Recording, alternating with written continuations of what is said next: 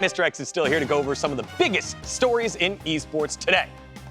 Yeah, and that's right, dGon. Over the weekend, Damwon took down Suning in a 3-1 rout that brought the Summoners Cup back to South Korea for the first time since 2017. The result wasn't entirely unexpected, as Damwon was seen as the favorite since the early days of the tournament. But what do you think overall, dGon? How was Worlds for you? Worlds in general, I think, was quite the spectacle, and we got to keep in mind that it was being done during the pandemic. But for me, this Worlds was kind of boring. There weren't a ton of upsets. The Cinderella story that was created around Suning Gaming, who did become the finalists there, they were still one of the best, if not the best teams in the world, and we're missing that Cinderella story run that normally falls short. You're normally a European team or a North American team that can get out of groups, maybe a Cloud9-esque type thing. There wasn't that kind of a storyline. Instead, it was mainly just, hey, here are these major teams, JDG, Damwon Gaming, Suning. They were all there in the quarterfinals and then into the semifinals, but there was missing that magical run, that magical moment that I think any story, any fan can follow along with that type of Cinderella storyline. That wasn't there. As well as the final performance there, the opening ceremony. I think there was a lot of great AR things. KDA performed, the pop group that was created using those League of Legends champions. Seraphine was debuted, but it looked a little lit differently, and I don't know if it had the same kind of grandeur as some other opening ceremonies. So for me, this feels like an opportunity that was missed by Worlds 2020. I don't think I'm ever going to ask you about League of Legends anything ever again. Yeah, you just took up the entire time.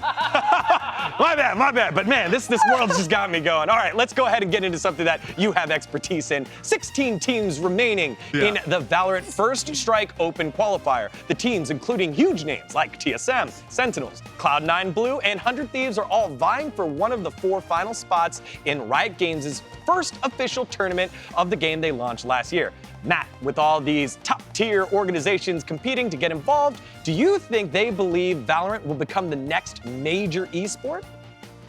Absolutely. I think there's a lot of investment from different teams all over the pro scene, all over the world, right? Cloud9 has 3 teams now in professional Valorant, and now this is really Riot's first involvement with this First Strike event. This is where teams, they want to have a kind of a horse in the race, so to speak. So you've seen everybody come out from like the major organizations and have a team and have some representation. And now we're down to the top 16 for the first qualifier. And I do have some live updates because we did have matches today. Cloud9 is able to win their first series on Xset, which is a pretty good matchup. They're able to take that 2-0.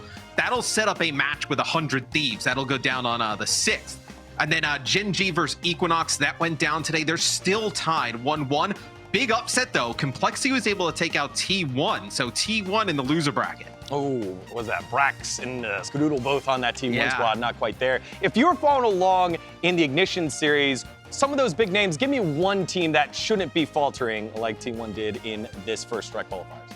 You're going to be looking at Sentinels. Sentinels has been tremendous in NA, led by Sinatra, former Overwatch League MVP. He's a tremendous player on the Sova. Look for them to be one of the best teams. All right, keep an eye on it. Well, as first reported by Travis Gafford, Riot Games will no longer be funding the League of Legends Player Association in North America. This comes as player contracts in the region have been ballooning recently. Notably, Jensen's ESPN reported $4.2 million 3-year contract with Team Liquid. What does this mean for the sustainability of player contracts, particularly in North America, Matt?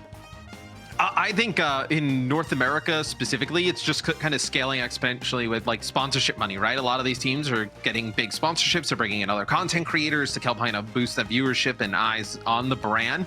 I think you're going to see a lot of that money from the content creation go back into teams and esports and try and bolster your teams and get wins.